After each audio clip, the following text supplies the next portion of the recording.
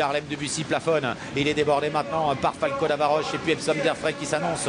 Entrée de ligne droite maintenant, Gaspard d'Angy qui repart devant Idéal Dupomo qui tente de se relancer en pleine piste. En troisième position, Horace Dugoutier devant Kaya Dokkan qui termine pas mal avec Epsom Derfray. Idéal Dupomo de plus en plus fort qui vient inquiéter Gaspard d'Angy. Idéal Dupomo a pris l'avantage maintenant, mais Gaspard d'Angy repart. Idéal Dupomo, Gaspard d'Angy, Idéal Dupomo, Gaspard de revenir avec Impressionniste, avec dans son dos Instrumentaliste. C'est dur pour les chevaux des 25 mètres.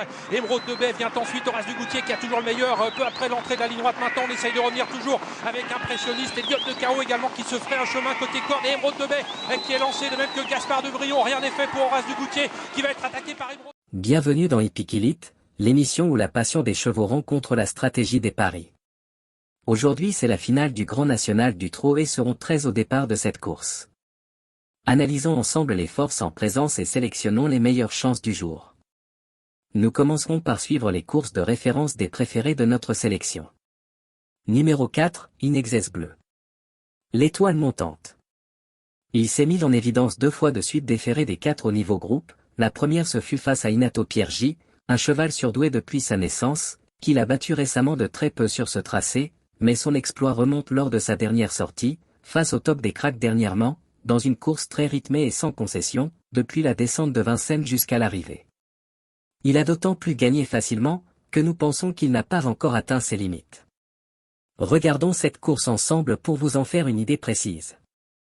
C'est le kilomètre en 1:12,7, donc ça veut dire qu'on a encore accéléré, toujours sous l'impulsion d'It's Dollar Maker devant Inexcess Bleu avec Kagan, Global Dancer, Josh Power toujours dans cet ordre. On n'a pas trop de changements parmi les chevaux de tête. Isla Jet continue sa progression, le nez au vent, et ramène toujours Joshua Tree dans son sillage. J'aime le foot trottant juste derrière, alors que l'on a également la présence un peu plus loin d'Indian Pacific, le numéro 1. Ça va vite, toujours avec It's Dollar Maker, Inexcess Bleu devant Kagan, suivi par Global Dancer, Joshua Tree en retrait. Ça va pas être simple de revenir sur It's Dollar Maker qui anime toujours la course. Inexcess Bleu deuxième, en troisième position toujours Kagan devant Global Dancer. Ils vont bientôt sortir du tournant final. It's Dollar Maker, Inexcess Bleu toujours aux 2 premières places devant Kagan. Global Dancer est au galop. Joshua Tree patiente toujours un maximum.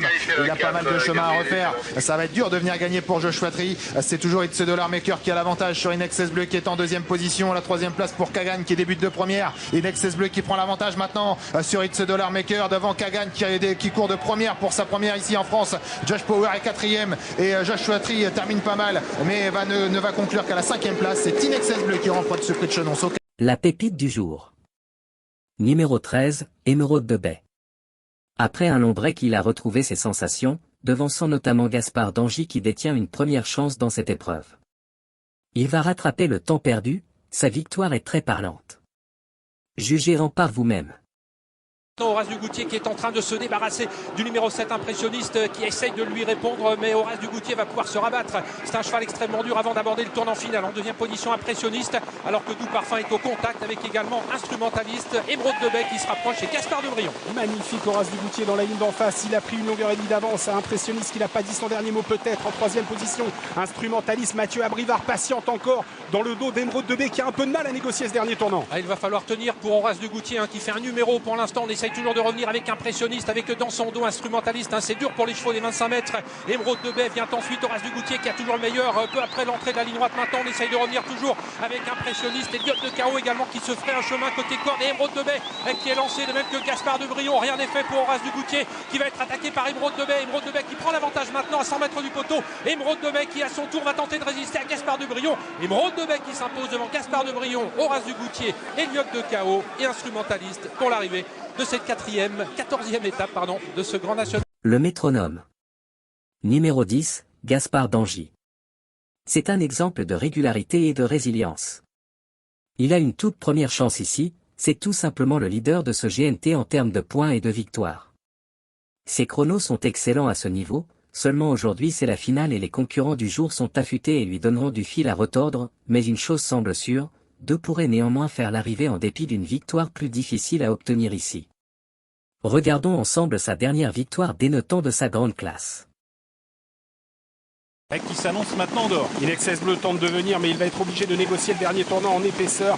Il essaye de venir en 7-8e position. Devant, c'est toujours Gaëlic Durocher qui a l'avantage sur Gaspard d'Angis, qui semble avoir encore un peu de ressources. Gitano est dans le sillage de Gaspard d'Angis. Il dirige certainement vers une arrivée de favori avec Gaspard d'Angis, le favori qui va mettre la pression sur Gaëlic Durocher. Gaspard d'Angis, Gaëlic Durocher, Gitano, Gazdocagne qui a trouvé l'ouverture, Alicia Bella qui est à la corde, Gaspard d'Angis qui a pris l'avantage. Le leader du Grand National du Trot qui est en train de s'envoler vers une nouvelle victoire, une 6e victoire peut-être dans ce challenge du Grand National, même si Gazdocagne refait du terrain dehors, mais Gaspard d'Angis est inapprochable. Il s'impose une nouvelle fois. 2e place pour Gazdocagne, Gitano termine 3e. Le Challenger. Numéro 11, Gannet de Banville. Gannet de Banville, 11, revenu en compétition avec Jean-Michel Bazir, a annoncé la couleur lors de sa rentrée, rendant 50 mètres ferrés dans un GNT et se classant 3e. Jean-Michel Bazir insiste à dire que c'est son objectif, ce qui signifie 2 choses, soit disqualifié, soit sur le podium. Il a couru dans le Bretagne où il a obtenu une 7e place, mais le lot était plus huppé et s'est quand même bien défendu. Le Diamant Brut. Numéro 5, Gendréen. Au premier échelon, sa chance semble correcte, étonnant de le dire pour ce trotteur qui n'a cessé de repousser ses limites dans des lots où il n'était pas forcément donné gagnant. Il semble prêt et si tel est le cas, il prendra une bonne place. Même si pour être franc, sa dernière victoire n'est pas flamboyante. Mais il a déjà trotté à plusieurs reprises sous la barre des 13 sur ce parcours. Regardons ensemble sa dernière sortie soldée par une victoire. Fil pour l'animateur Gendréen.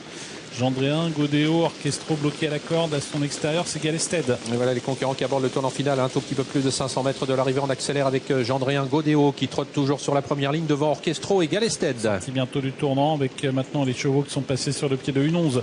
Gendréen, Godéo, tous les deux aux prises. Orchestro bloqué toujours à la corde. Galested un petit peu de mal à soutenir l'accélération. Et Elliot de Chaos cherche l'ouverture. Avec Gendréen qui entre en tête dans la ligne droite finale, flanqué toujours de Godéo, Orchestro qui n'a pas complètement les coups des franches maintenant. Gendréen qui a toujours le meilleur à ligne droite, Godéo, Orchestro qui sont tout près devant Galested qui est en 4e position alors qu'Elliot de Chaos s'est montré légèrement hésitant. Gendréen, le numéro 5 qui a toujours l'avantage et qui pour l'instant bloque Orchestro dans son dos, finit fort avec Galested tout à l'extérieur, mais c'est Gendréen qui va s'imposer.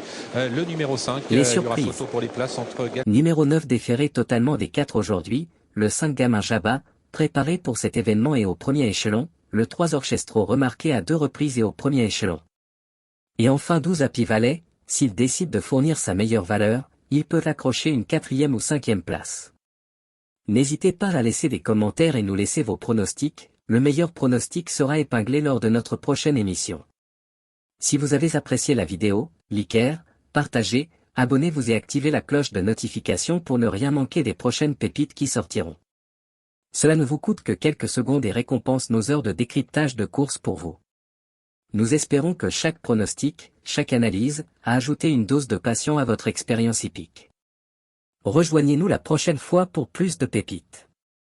Voilà qui clôture notre sélection. Merci d'avoir regardé jusqu'à la fin. À la prochaine.